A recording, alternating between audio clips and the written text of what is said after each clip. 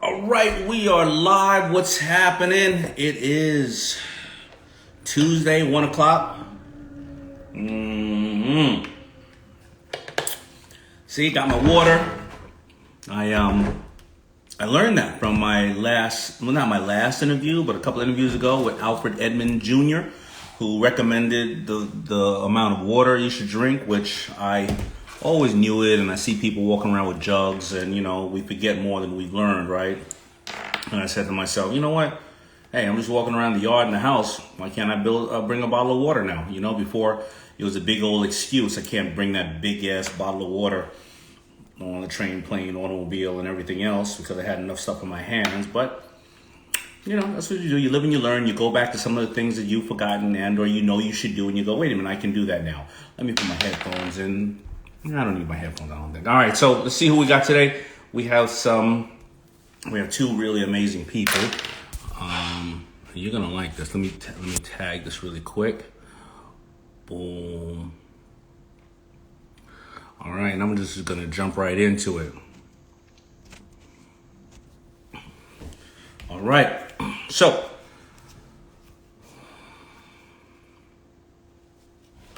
right, so the first person that I am going to bring on, I'm going to bring on Jim Morgan, but let me read his background for you. And this is going to be good for your kids as well as, I guess, because it's an election year and not in the way you're thinking about who to elect for. I'm not playing politics here. About the mathematical part about it, you'll learn from it, and I will learn as well.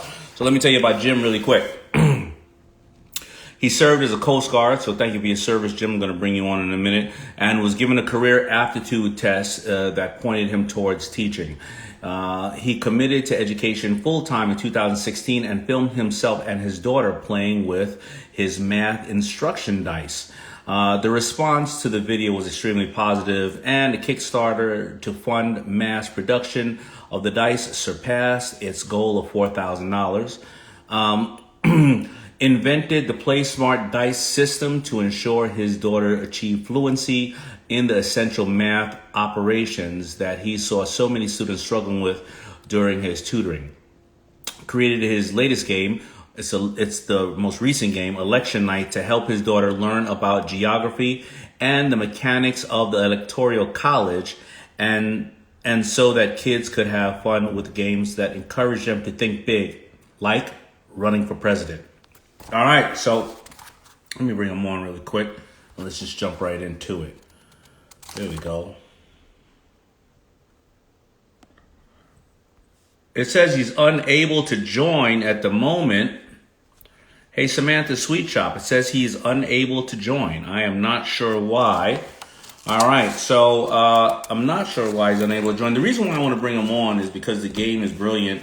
And it teaches math, and I know a lot of you see us on Shark Tank and you go, how do you break down the valuation of the company that quick and or the potential value the company can produce in its current stage over the next 5 years or 10 years, and how you would either receive your money back or not. And a lot of us need to be able to do that, not on the fly, but math, is part of having financial intelligence. And I always say that financial intelligence is absolutely needed, whether you're running a house or you're running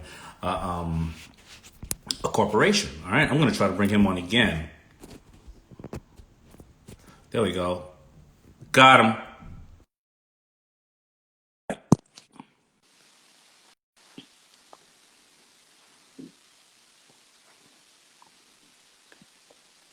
Hey, Jim.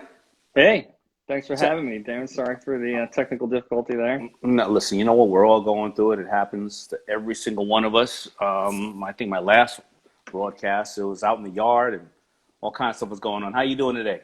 Good. Well, thank you for your service, man. Thank you. Appreciate it. Thanks for having me.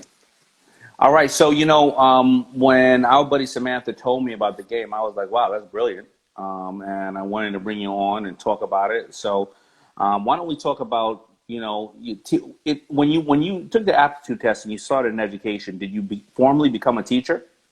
No, I didn't. Actually, that was like kind of way back after I had been accepted to the Coast Guard Academy. I was really looking for a way to pay for college at the time. And I mean, I just happened to have a really great career in the Coast Guard after that. But I'd always enjoyed the teaching aspect of all of my tours on Coast Guard ships and Coast Guard cutters. I was even a captain on a cutter. very early on, I was an educational services officer on my first cutter, and I really enjoyed what I got out of like helping kids learn. I was always going back to that aptitude test that, you know, identified me as a strong teaching candidate. And so that's really kind of how I got into trying to help college-bound kids, maybe using their GI Bill on some of my cutters to prepare for college. And I really started seeing the gaps that some of them had developed since maybe elementary school, maybe not knowing their math facts like they should have, and other essential knowledge. And then, where do people you find have the gaps in math? Because I don't even recall taking algebra, things like that. I mean, I got as high as, you know, the normal math and a little bit of division and various other things, and I'm really, really good at math, the basics of what I need. I don't think I need to utilize algebra, and maybe you may say no. Well, here's when you're utilizing it or not. So give me the breakdown on the people right now who are like, I don't know what he's talking about. Math is pretty simple. 2 + 2 is 4. yeah, so there's like different types of math, right? Algebra is kind of different than maybe basic number operations, but like having the basic language of what they call math fact fluency is kind of like knowing your times tables. Knowing what numbers add to what numbers, and kind of like the operations that you perform, like in your world of finance, in the world of business, that you can probably just do off the top of your head, becomes really essential for you. But you really can't do that if you can't, you know, manipulate those numbers in your head. And you might not think that's algebra, and algebra may not be as important as some of the stuff that you do on a day-to-day basis.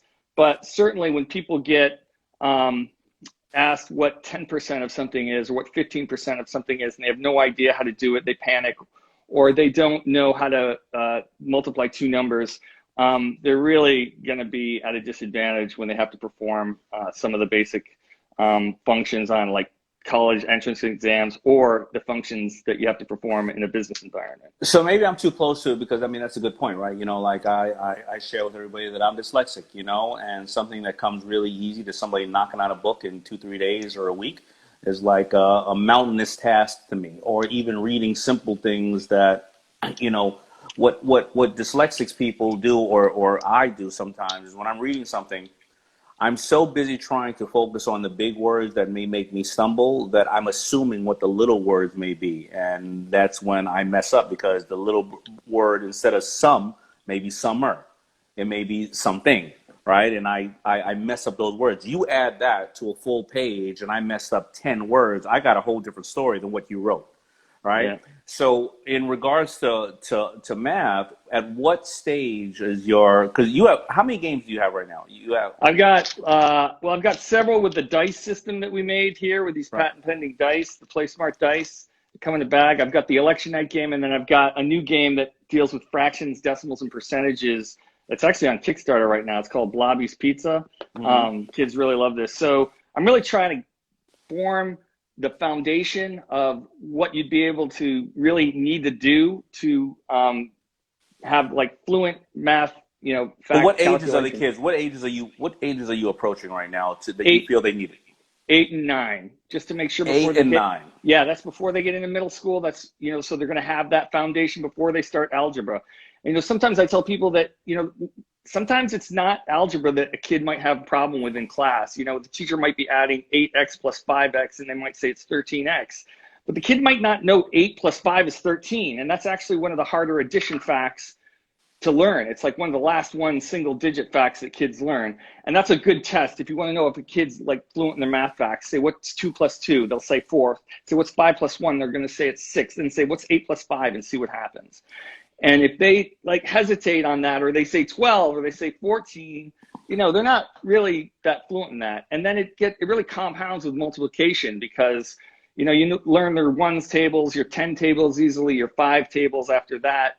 But the 8 tables are tough. The 7 tables are tough. We don't create meaning for the mind. So I create games that try to create long-term memory associations for those kids. And are there studies that if you do teach them these fundamentals of math, because I know that they say that I think the Indian culture and the Asian culture, their way of writing or their way of mathematics is much easier to learn or grasp or grow You know, that's why when they come over here, they excel a lot, often in mathematics. If you have these essential tools, are you better? If you're better at these essential tools at 9, 10, 11, 12, what else opens up to you? Does financial intelligence opens up to you? Does science open up to you? What are the things that you can tell us that compounds if you teach your kids these things at an earlier age? Well, right. I mean, I think you hit it with science, right? And I think that math is the language of science. I mean, we can't even apply the scientific method if we can't like have good number sense and understand like on the face of a study, well, this is not jiving right, or the statistics I'm looking at are just not correct. There's a lot of information being passed today, and having a more educated public will help us understand that stuff a lot better. But it will also probably open more doors to kids who are not going to be afraid of going into the sciences, which we need a lot of. If you think about like talking to someone who wants to be a doctor, I mean, I've talked to so many people who wanted to go to med school in my life, and they say I couldn't get past organic chemistry.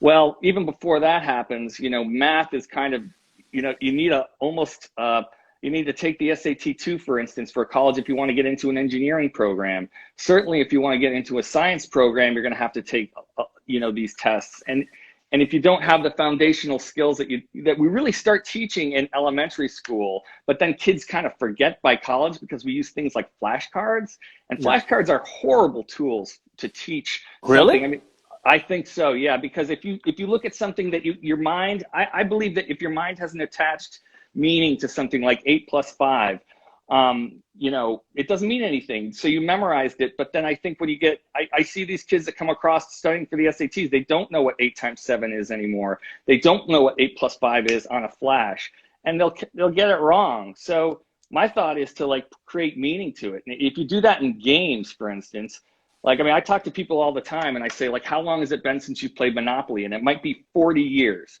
And I say, well, what color is Boardwalk? And they say blue. I'm like, how much does Boardwalk cost? And like, $400? I'm like, well, on the old version, yeah, it was.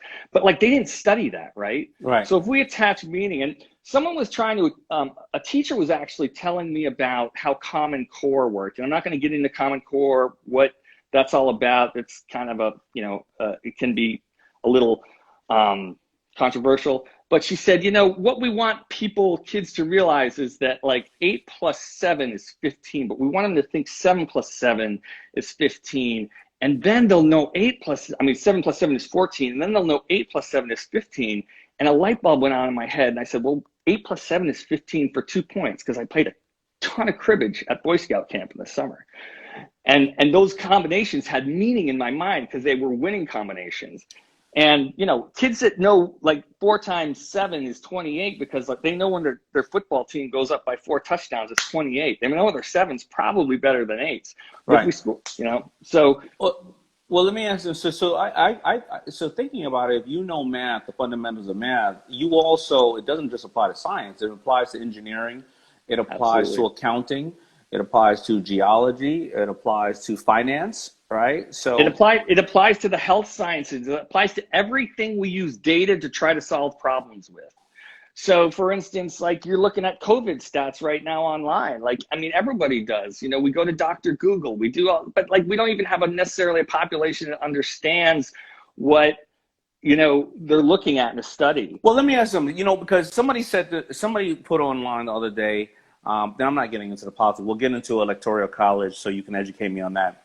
And they did their stat and they said, you know what? TB killed 1.5 million people. And this is a family member of mine, and they put it on someplace. And they said TB killed 1.5 million people. And they didn't shut down the government and everything else like that. And again, not looking at the numbers. No, you moron. 250,000 of those people had HIV, right? Only 500 of them died in America the entire year. 500 died from COVID in a half a week here. And the others had other different kind of ailments or broken health systems. That is no comparison if you really put the numbers together with the math. So, so is that people are just listening to numbers and they just compare things without breaking down the number behind it? Is that what's happening? Because maybe I'm harsh on people and they're not morons. They don't know their math. I think it is that, I think, Abraham Lincoln, I think, said that, you can fool some of the people some of the time and that you can manipulate numbers as well. But if we don't understand how numbers work, and, we certainly won't have even a chance of dissecting some of that information, right? I think you can manipulate data, but at the end of the day, there's probably truth in data. We just got to find the right data. And if we can't understand the data, because we don't want to look at numbers, we don't want to figure it out, we'll have no chance. So let's get to electoral college, your new game, because first of all, I got to be very honest, I don't know much about it, how it works. It's always been confusing to me, and I'm really good at math. But I do also like the fact that you get kids to think big about the electoral college, and you want them to think as big as running for the president. But tell me about the game. How does that help with math, or why is it fun? So what we did with the game is that we took the electoral map and we assigned the real values of the states that they have based on their population. So for instance, California has the most electoral votes based on 48. And really that's just a portion to them because of their population, how many representatives they have in the House. And then Texas is the second, followed by New York and Florida. And this will change. The amount of electoral votes they all have will change with the next census. And then what we do is we give them choices in a group that basically when you look at the board, you have the board in front of you? Come on, man, let's go. There you go. So right here. So all you can see basically those groups on the board. Okay. You can see that there's different groups of, Heather, can you get me a real board? I can open this one up. No problem. Yeah. All right. Of course, I had the shrink wrap on it. I got about, the irony here is I got about 10,000 of them sitting behind me right here in about 5 other rooms of my house. As we actually unloaded a Connex box in front of my house, we got really nervous during the COVID and shipping. So right. So, and how long did it take to play this game? Because will kids be able to play with their family now, with obviously it being an election year, and people will say, hey, and get the kids around the TV to kind of just really dig into it, Yep. Yeah, so what we did is we created groups of states. When we roll a sum on this side, there's a sum that you can roll on the blue side of the board. If you want to play the multiplication version, you flip it to the other side of the board, which is the multiplication side. And I took the hardest to learn products, as we know from learning apps right here. That's the multiplication table chart. The hot red zones are the 7 and 8 tables. I assigned those groups, the highest electoral values in New York, Florida, Texas, and California, to what we know from apps are the hardest to learn products. Then I took the dice system and I made sure that those numbers associated with those hard sums and products come up more often. So when you roll normal dice, you get a lot of 1s and 2s. You don't get any, 6-sided dice. You don't get any 7s, 8s, and 9s. Those are tricky for kids to add and multiply. So I created dice without the 1s and 2s. I de-emphasize other numbers and I emphasize more numbers. They have to kind of make meaningful choices on which states they're going to choose. And then they actually have to take their marker and mark the board. And to get to win a state, you got to fill in, each state has a shape associated with it. And when you get on a triangle state here, when you get 2 out of the 3, it approximates that you win that state. And then you basically look at how many electoral votes it has on the side, and then you add them down here to your electoral votes, and then you understand the winner gets 270s. So you're kind of trying to color in as much as the board as you get, learning your sums and products, and then you're basically taking the electoral votes that they actually have and then assign them to your counter at the bottom. So they're learning tallying. They're learning. That's not a simple game, though. I mean, that's an intricate game. I mean, you spent a lot of time working on that to solve. Wow, that's almost giving me a headache. That damn game. It's fun though. If you play it 3 times, you'll probably know all your multiplication games and all your multiplication tables. But I do think that the directions for each version are on this page. there's 4 steps. You roll the dice, you choose your sums and your products, you continually index the board on which states you want to do based on where your opponent is. So when your opponent, you learn about electoral college strategy too. So if I got to roll 4 sums to get Texas, so does my opponent, but or 5 actually. But if they've got 3 marks on Texas and I don't have any, I might give up on Texas, just like a real candidate. So I like that. Yeah. So then we have rolls and re-rolls where you freeze dice. So then you're thinking algebraically too. Well, I got an 8 there. What is 8 times? Well, oh wait, 8 times 6 is 48. That's California.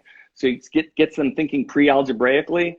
And then somebody just said, what are the age groups? I hate to cut you off, but somebody's a good question. The age group says 8 and 9 up? 8, 9 and up, but people in college are loving this game. Now, let me ask you, I got a question. I remember one time, how many are in Ohio, the electoral vote? So Ohio right here, you can tell me right here, you've got, it's not so much Ohio isn't that important from electoral vote perspective. It's 18, which is not California is 48, yeah. But it goes one way or another. It's one of those swing states. Well, yeah, because I know that they always joke every election year. They go, listen, at the end of the day, Ohio is a swing state, so we're all voting for the president of Ohio because that's the one who's going to swing it, right? I never knew why that Ohio represented such of a power swing in that. And actually, this game teaches you that Ohio really just has 18 electoral votes, which is a lot. It's a lot, but there's certainly more states with it. But New York and Florida seem to go one way or the other. California and Texas go one way or another. My game doesn't really teach that. I think most people learn that. There's not a lot of, if you're into politics, you kind of know that stuff. We teach the Electoral College from a blank slate. Okay. And so no politics in the game. It is purely a numbers game. That's right. And that's it. Now, I'm going to have to hop off in a second, but I want to make sure that all the parents here and the teachers see what you're doing and get the information. You have a new game, though, that you put up on Kickstarter, right? That's right. It's called Blobby's Pizza. This teaches fractions, decimals. Blobby's? Spell it B-L? Blobby, Blobbys. He's the monster that tested most positively with the kids. We have all these monsters that eat different fraction sizes of pizza. So you got to take the pizza from another player to create your own pizzas to add to your guest check. And then when you add it to your guest check, we add decimals. And then we basically have a tax and tip card too to learn how to do percentages at the end. And it's a really fun game. Game schoolers that have been following me, if you ever Google game schoolers, they really love this kind of thing. There's a big movement out there where people really understand the power of gaming to teach. And so game schoolers is a following of people who love to teach through games. That's right. If you Google game schoolers, you'll see someone her name is Kate Curley. She actually has she's got thousands of followers. They really understand now that games are our mind's favorite way of learning. So if we create games that have the content that we want kids to learn in them, we're going to be ahead of the curve when it comes to sending them off to college.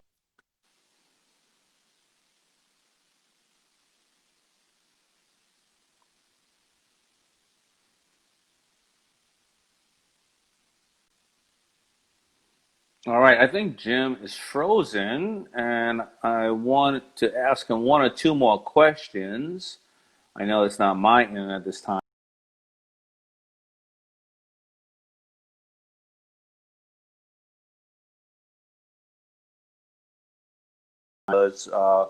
He left.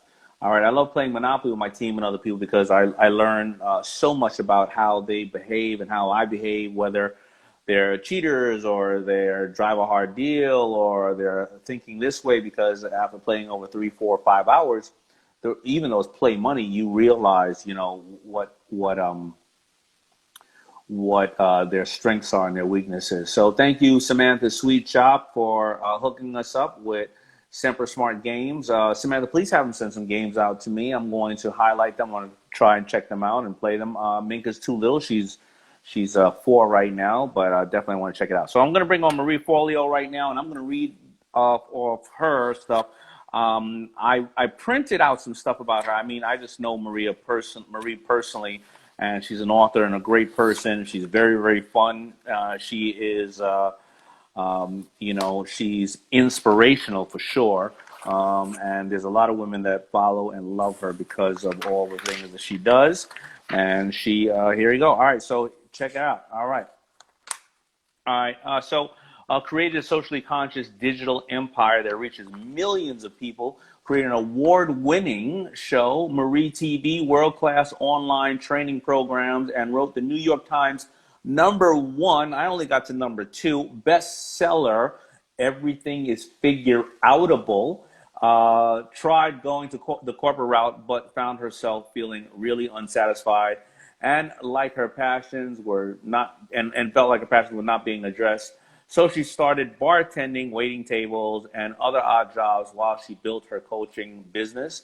Believes that you have to bring the whole self to the table, and she's done this herself throughout her roles on the floor at the New York Stock Exchange, at Condé Nast Publishing, choreography at hip hop and MTV, and being one of the world's first Nike elite dance athletes. Currently uses her content and online training program to help her community build their dreams and lives and their business. She's been doing content creation on a lot of these other platforms way before people were thinking about it. She's a breath of fresh air. And I'm going to bring her on right now so I can get educated and inspired. There she goes right there. And she was also in one of my books and a lot of good stuff. Hi. Hi, Daymond. How are you? I'm good. How you doing? Oh, I'm so good. It's so good to see you. How you been? I've been good. Are you upstate somewhere or are you in California? I'm actually in Long Island. I'm near the beach. Yes. You're near the beach. Excellent. Excellent. Look at that hair. The hair is so long. Is it long? It's long. This is like one of my superpowers. I just have to thank my Italian ancestry. I can't really take that much credit for it. It's just been passed down from the genes. Well, good for you. It's really good seeing you. What was I going to ask you? I don't think I knew you were a waitress. Oh man. Bartending, waiting tables, that is how I put myself through college. And then once I kept hitting walls in the corporate world, like being on Wall Street, quitting that, you know, being in Condé Nast, trying my best, but quitting that, I went back to bartending and waiting tables while I tried to figure out how to build a digital business way back in the year 2000. So it was like pre-social, pre-digital everything. I was like one of the first people to start an email newsletter. People were like, what's that? And so, yeah, I've been doing that for like 20 years. I got a problem though that I've been, you know, with all of us stuck at home. I did a post today about overanalyzing things. I've been I don't know if it's called overanalyzing or pet peeve, but I got a question I got to ask you. Yeah. You know, I was a waiter. You were a waitress. Why don't some waiters write shit down?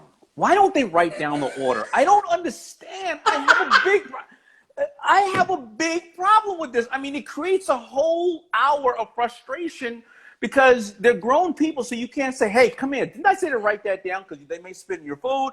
If the food comes out wrong, then you're the asshole at the table telling everybody, no, I'm telling you, I asked for blue cheese. I mean, what's the problem? Why can't they just write it down? I'll tell you, my assessment, it's ego. It's ego. And do you ever experience this? Like you see them listening to you and you're saying to yourself, like, where's your pad? Where's your pen? Why not? And you're like, so you get nervous. I always get nervous. You know what? And I'm sitting there going, you got to remember the daily special. You got to remember the kid over there with the snotty nose. You need to buy a rag for the kid. You got to remember what you're doing at home because, of course, you got to cut your toenails when you get home. Like, how do you remember all this shit? Like, why? I just don't understand. I'm so mad. And that's called overanalyzing it. I'm staying up at night. I dreamt about it all night last night. I'll tell you, I think maybe what we can do is you say, hey, look, I know you've got this incredible mega memory, but what's going to make me feel real good and give you the best possibility of a very large tip is write your shit down. Write my shit down. So I get my right shit and I don't have to worry about it. And then you get a big tip when I leave. All right. Well, I'm just trying to figure it out because I don't want to, because of course, if I say something, I'm the potential celebrity asshole at the end of the day or the angry black man. If I'm like, I knew it. So You know what? You can use, here's what we can do too. I just discovered this. I did a bunch of these health tests way back at the top of the year, right before COVID hit. And I discovered, as an Italian girl, I cannot even believe this, I developed a gluten insensitivity. Never had this in my life. I eat so much bread, so much pasta, I love it all. And then now that I have a gluten insensitivity, I'm not celiac or anything, but you can just roll in and say, look, I need you to write this down. It's really important. Again, I love you. I'm sure you're great at what you do, but write this down. It's going to make me feel good, and it's going to get you a bigger tip. And then I think we sidestep all the bullshit with angry black man, celebrity, asshole, all that stuff. All right. All right. So now I want to talk a little bit about everything that's Figureoutable. I didn't get to the book yet. I know that you were packing arenas, right before COVID hit, right? It was probably like right before COVID hit. Like, you were really doing really well with it. People coming out like in droves, and I love that, and I'm really proud when I see you doing that. But tell me about it, and I'm sorry you probably said this story a million times, but please tell me about it, because everybody needs to figure it out right now. Yeah, well, I'm going to tell you where this great little phrase, this great little philosophy came from. So I grew up in New Jersey, and my mom, she's this interesting character. So she's about 5'3". She looks like June Cleaver. She's got the tenacity of a bulldog, and she curses like a truck driver. So my mom grew up the daughter of 2 alcoholic parents in the projects of Newark, New Jersey, and she really learned by necessity how to stretch a dollar bill around the block. I think your mom was like that too. Yeah. She knew, right? For sure. How to make that money last. So when I was growing up in New Jersey, one of my fondest memories with my mom was sitting around the kitchen table on Sundays, and she liked to teach me all the different ways that our family could save money. So we're like clipping out coupons, and she also taught me about the fact that brands would send you these cool free things, those premiums, if you saved up your proofs of purchase. Do you remember that? They were on like the back of milk cartons and all that stuff. So one of my mom's most prized possessions was this tiny little transistor radio. It was shaped like an orange. It had a red and white straw sticking out of the top, and it was from Tropicana orange juice, and she got it for free. And my mom's one of those humans who is just always around the house doing something. And as a little girl, I remember the way to find my mom somewhere in the house or somewhere around the yard was to listen for the sound of this little tinny AM FM radio. She used to love to blast her tunes through that. Mm-hmm. So one day, Daymond, I'm coming home from school and I'm walking down the block and I hear her radio from the distance, and I get closer. And it turns out my mom's on the roof of our 2-story house, like perched precariously with a little orange sitting next to her bum. And I was like, Mom, what are you doing up there? Are you okay? And my mom yells down, she's like, Ree, I'm fine. I was like, what's going on? She said, the roof had a leak. I called the roofer. He said it was going to be at least $500. I said, screw that. I'm doing it myself. That's my mom. Gangster. Another day, I come home from school and I hear this little radio, and this time it's from the back of the house. So Daymond, I'm walking back in the house. And I notice my mom's in the bathroom, right? And I push open the bathroom door, and it looks like a bomb went off. There's dust particles, there's pipes sticking out of the wall, and my mom's sitting in the middle with all this shit around her. And I was like, Mom, are you okay? What happened? And she's like, Ree, I'm fine. She's like, the tiles, they had some cracks in it. I didn't want the whole bathroom to get moldy, so I'm retiling the bathroom. Now, Daymond, you got to get, this is the 80s, right? This is pre-internet, pre-YouTube. My mom is high school educated. So I didn't know what was going on. One day, it was a fall. It was actually a little bit later than September. And it was dark, and I was coming home from school. And as I approached my house, something was different. Everything was black, right? There was no lights. There was no sound. And in an Italian-American home, that spells trouble. So I'm nervous. I go inside, I hear nothing. I'm like, where is my mom? Where is her little radio? So I'm like tiptoeing around the house, and I had that knot in my stomach, afraid of what I might find. All of a sudden, I hear my mom in the kitchen. I hear these little clicks and clacks. And I walk into the kitchen, and she's hunched over the table, which looked like an operating room. There was screwdrivers, electrical tape, and in about a dozen little pieces was a completely dismantled Tropicana orange radio. And I was like, Mom, what happened? That's your favorite thing in the world. Is it broke? And she's like, oh, Ree, it's fine. The antenna was a little off. The dial wasn't working, so I'm fixing it. And I stood there, Daymond, watching her work her magic. And I finally asked the question I should have always asked, which was this. I was like, hey, Mom, How do you know how to do so many different things that you've never done before, but nobody's showing you how to do it? And she puts down her screwdriver and she cocks her head to the side and she says, Ray, what are you talking about? This is no big deal. Nothing in life is that complicated. If you roll up your sleeves, you get in there and you do it. Everything is figureoutable. And Daymond, in that moment, I was like, everything is figureout. Holy shit, yes, everything is figureoutable. And from that moment on, that has been the driving philosophy of my entire life. It is this little belief system that has ballooned into me, feeling that no matter what comes my way, and you know, life brings all of us to our knees, and there are so many challenges that we don't expect and so many things that happen. There's this deep-rooted faith I have that I can figure it out. I may not do it fast, and it may not be cute, and it may not be a straight line, but I am never going to give up, and I have something in here and in here that can help me move forward and figure it out. You know, first of all, that's an incredible story. I remember my mother, same thing. Everything, you know, she would all, when Dad had gone, you know, everything needed to be done in the house. She said, well, I don't have any money, and I ain't trying to sleep with these guys to get it done, so I'm going to have to do it myself. She'd bring out a chest, and we'd always try to hang something in the wall or whatever, but she would always be like, I got to find the beam. You know, you got to find the beam in the wall. So by the time, anyway, you came over our house, there was 40 holes, you know what I mean? Because we never were able to find the beam. But, you know, when people listen to you and me and all of our buddies and everybody else, you know, they would hear that story, and if they only heard it from one person, you, then they'd be like, But then they're going to hear me say a different story that's very similar to say, my mother, when I looked around everything, she said, Daymond, everything in this world that was created started with one person, with one idea that took one action. You can do it. Like, why can't you do it? But then they'll look at you, and you're an example of it. You know, in a male-dominated content world of inspiration and various other things, I mean, you know, I see you often with the Gary V's, the Tim Ferrisses, the Grant Cardones, the Tony Robbins, all the people that, the Jay Abrahams, the people that I see, and Seth Godin's, and that have inspired me. But you're the one that stands out in all of them that weren't related to, yes, there's inspirational women in beauty, there's inspirational medicine, there's many inspirational women in every field. Yep. But how were you able, especially to start off, dealing and selling curriculums and education when you didn't have, I'm lucky enough, listen, I'm on ABC every day. Yes. I'm on CNBC every day. Okay, maybe the guy knows what he's talking about, but even if he doesn't, I'll check him first before I check somebody that I don't necessarily know. Yep. How did you do that in a really male-driven world? And I think at that time, the only people were really trying to listen to business-wise, maybe Oprah, yep, and maybe a couple other people. Like, how did you do that, and how can people learn from you to do it themselves in whatever way they want to do it?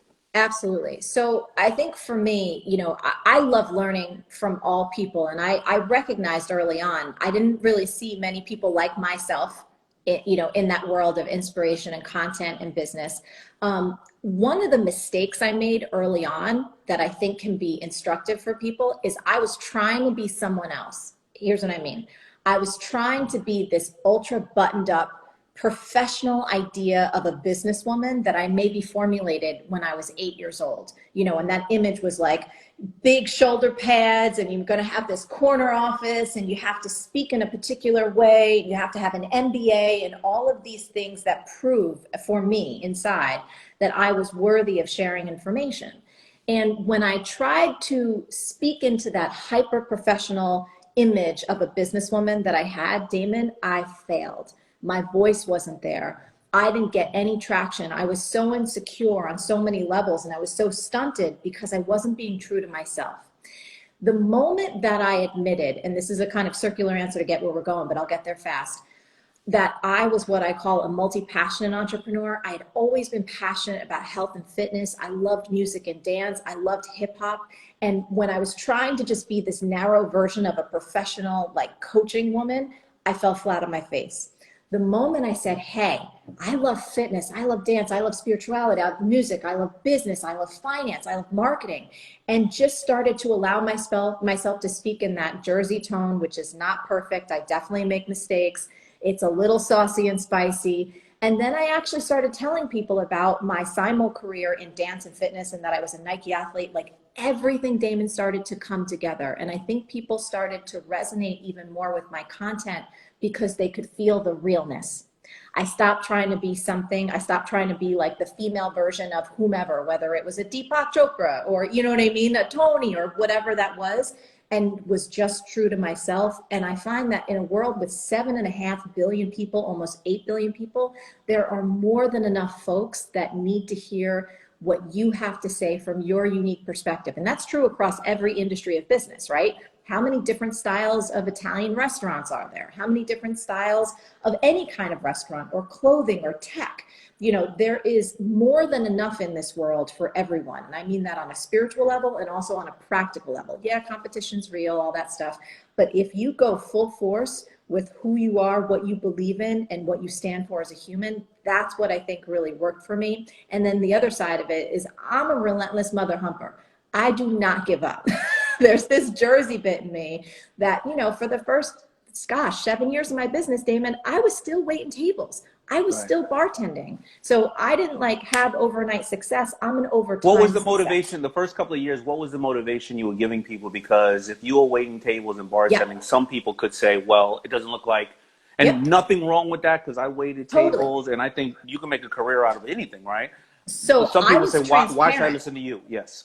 I was totally transparent. I was transparent about the fact that here's where I was in terms of my coach training, in terms of my experience. And my focus wasn't on, look at me, look at how much I've achieved. I put my total focus on supporting that human, listening to what their dreams were, understanding what their goals were, and then providing the most value I could. But I wasn't like, hey, look at me, I'm so great. I'm like, let me put all of my attention on you, your success, your goals, and being the best resource I possibly can. Okay, so maybe I'm a person at that time, I don't have the right people in my life that I feel, I don't have supportive people in my life. So I need to hire a hype man, hype woman, but this hype man and hype woman not only supposed to bring out the beautiful things that I'm doing or whatever the case is, they're all supposed to check me and also say, hey, here's what you're doing wrong. Is that what it is? Because you're not supposed to be like, go, go, go. Yeah, no, I would just ask insightful questions. Like that's part of what I did in the early part of my career was just about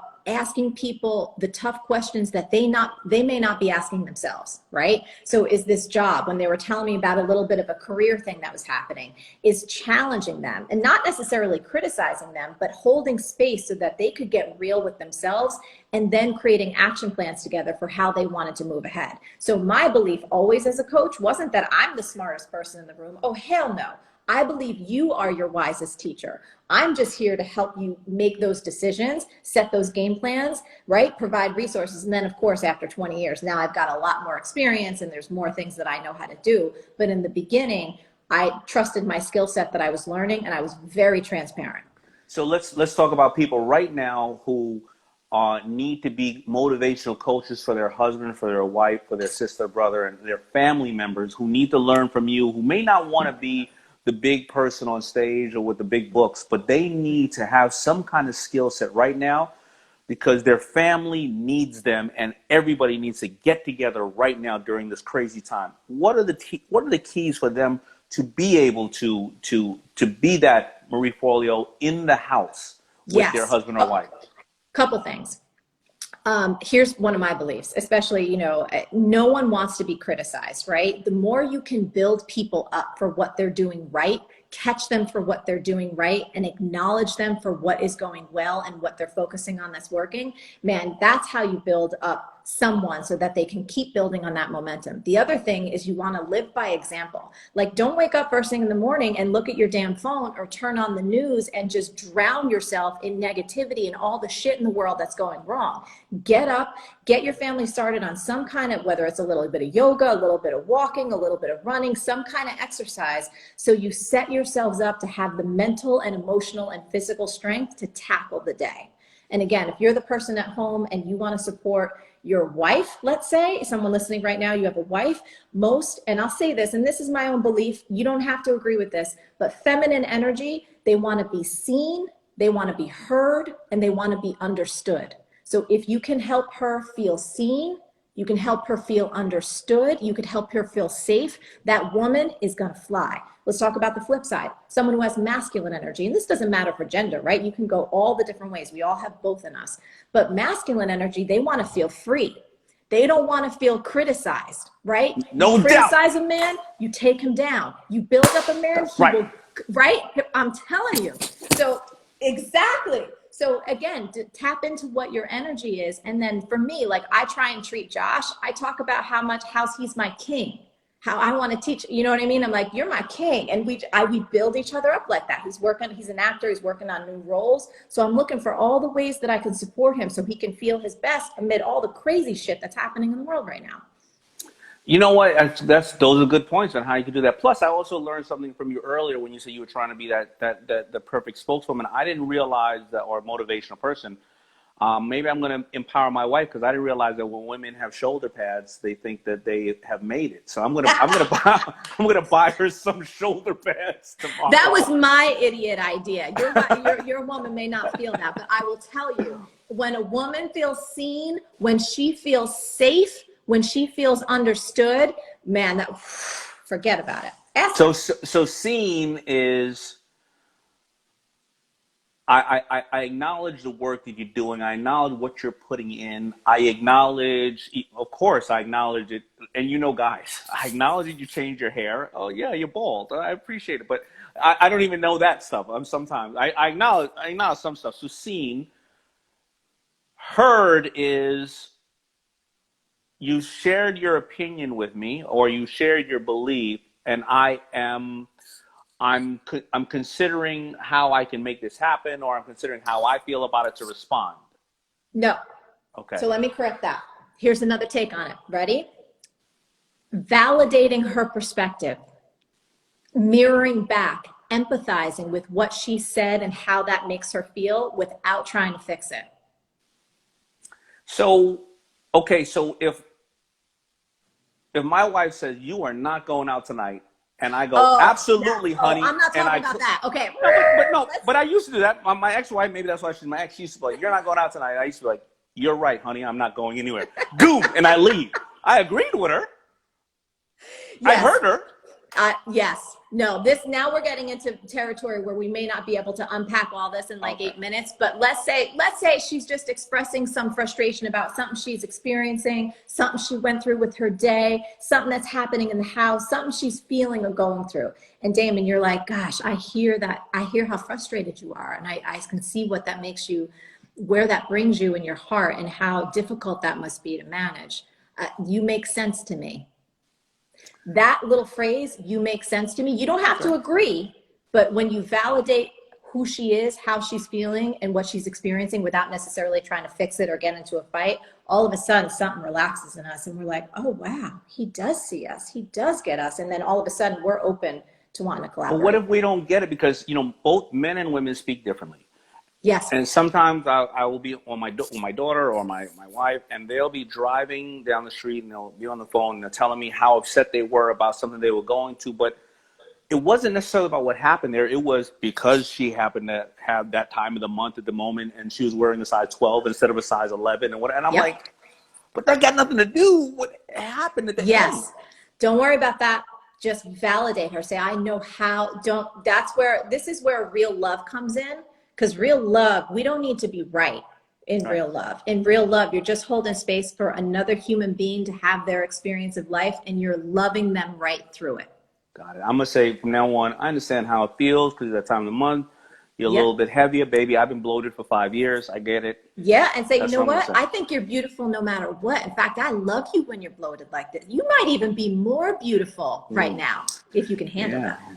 They say the woman you can tell them a million times that they look great, but they'll only remember the one time that you said they gained weight. Yeah, that should, just like I will tell you this, sometimes people like either on Instagram or wherever, they're like, Marie, you looking tired today. I'm like, that's probably one of the things you should make on your list of never to say to another human. No, don't say, man, you know what? I get that. Tired. All right, but the most important thing I think that you said, and as a father of 3 girls and a really great ex-wife and my wife and my mother, is make them feel safe. Yes. I think that is probably the most important thing that I have probably ever heard about a woman. Just make them feel safe, no matter what the circumstances are. Because I have been in the past, I've been the kind of guy to go, well, this relationship ain't for us, and I'm not even talking about threaten them in other ways. So I would never do that. Yes. Make them feel safe is probably that, because I think men, and I didn't know we were going to get into the men are from Venus and women from Mars crap. We just go where it goes. Yeah, I think men, we love a dare, we love a challenge, we love to arm wrestle, whatever the case is, right? All right, come on, I dare you. And women don't speak like that, and they don't need to dare, because a guy will sit there and say, well, you can't beat me. And most of the time, with men and women situations, a man could probably be more stronger. So the word of intimidation is nothing to a woman. Listen, I don't care who's strong. We're talking about mentally or emotionally. I never thought about that. Make them feel safe emotionally, safe sexually, safe physically, safe in their being. You know what I mean? Yes. So here's the thing. So again, we're talking about, these are generalizations. There's all kinds of rule breakers out there. It's all good. But generally speaking, like when women feel safe with their man, we're talking about, a heterosexual relationship in this particular instance, women open up like a flower. They get soft.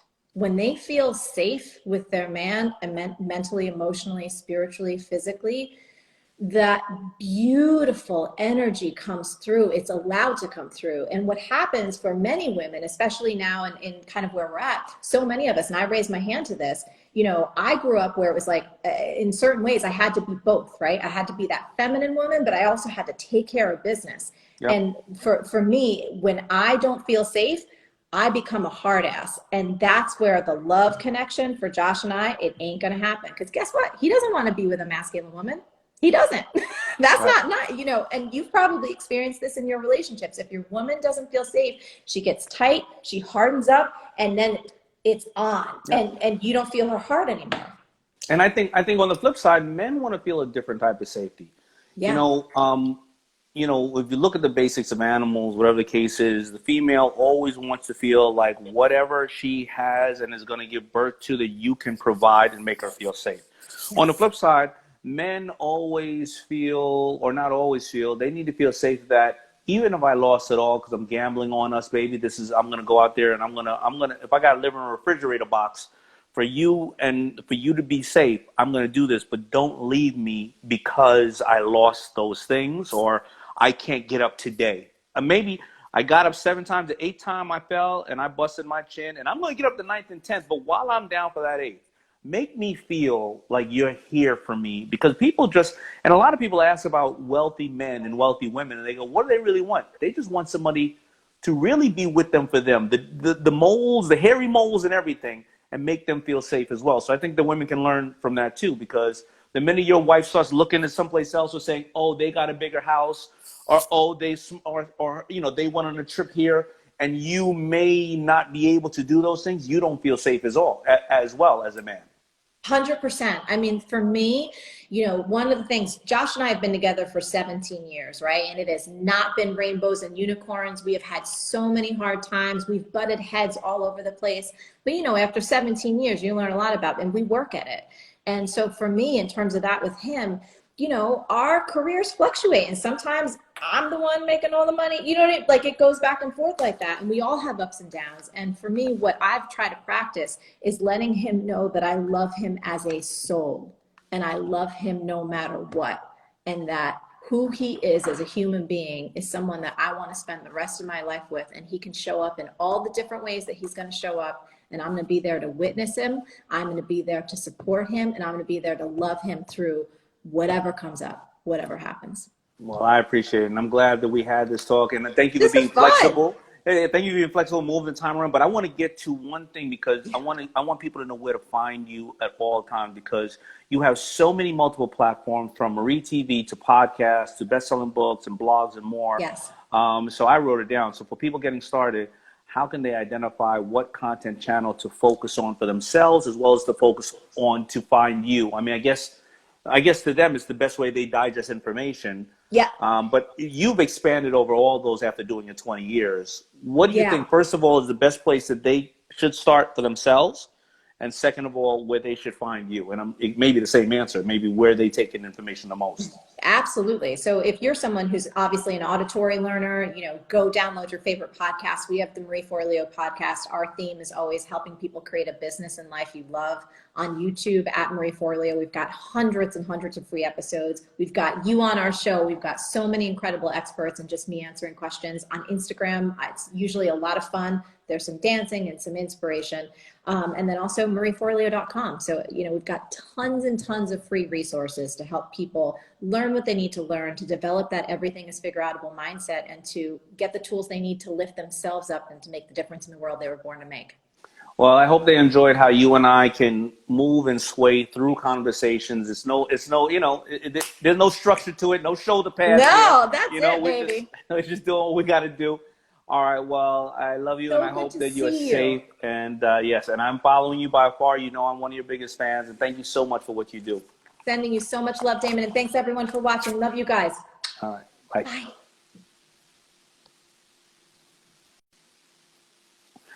Now, she is absolutely the best. As you can tell, I can talk to her for hours and hours and hours and hours, but why have me go off course and go all these different directions? Because you can go to her podcasts and blogs and all that, and specifically go after the things that you want to learn from an extremely, extremely inspirational person. The reason why I say this is because, like I said, she's been doing it for so many years in a field that is truly dominated by males, which it shouldn't, because there's a lot of females out there that I run across, in speaking that are absolutely amazing. But she also has this kind of casual, hey, we're just chilling. We're going to talk about it. We're going to run through this. And you know what? Kind of like it's figureoutable, right? We're going to figure out this conversation, and we're going to get the best out of it. And it may flow over here, it may flow over there, but it's everyday way of speaking. And that's how I like to speak. Obviously, if you know my books, I like to speak like we've been chilling on the stoop and just kicking it. And, back in the day, drinking a 40, today drinking some healthy water. Anyway, all right. So thank you. And I'm sorry that I got cut off, and I lost some stuff with Jim. But, go check out Jim's, Semper Smart Games. He also has something up on Kickstarter right now. Get it for your kids, especially the electoral college one, because it's fun. Because we're going through election season right now, and you can kind of go up there and have your kids, tied into that type of stuff. And I wish you all the best. I'll try to come on later on this week, but more importantly, I get on every Monday, either at 12:01 or Tuesday 12:01. I was getting a COVID test today. That's why I couldn't get on at 12, and boy, did that hurt. If they tell you the double one doesn't hurt, they got a big-ass swab, and that hurt really bad. It was a cat's meow COVID test. I like the little thin one with the little bristles on it, and they just shove it up one nose. They don't double swab you. Anyway, I'm drinking a lot of water now from one of my other broadcasts. You see, I learned from that and everything else, and I wish you all the best. Peace. And if you're a waiter, start taking down the goddamn orders, please. Thank you.